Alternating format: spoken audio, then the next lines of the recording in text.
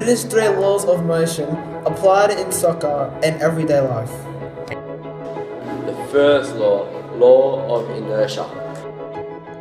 Law of inertia. An object at rest will remain at rest unless a force moves it, and an object moving will continue at a constant velocity unless a force acts on it.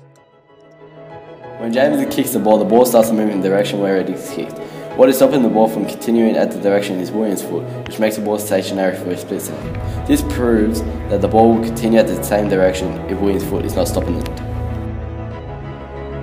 Start of the video is the ball is stationary, and when William runs up to kick the ball, the force is generated to the ball, so the ball is moved forward. When the ball is in the motion, the ball is continuing to move until the ball has been stopped by an object.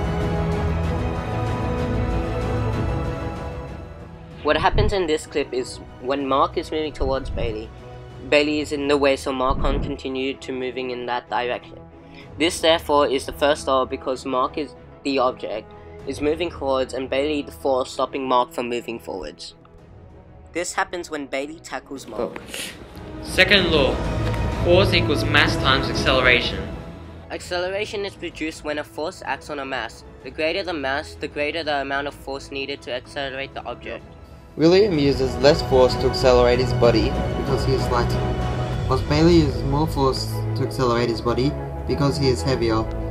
This is due to mass. The ball accelerates when the crosser crosses the ball by applying force upon impact, and when headed either accelerates or decelerates. Third law. For every action there is an equal and opposite reaction.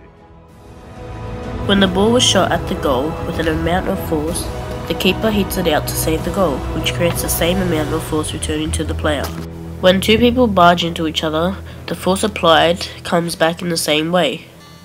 When we bounce the tennis ball with force to the ground, the same force applied to the tennis ball comes back up.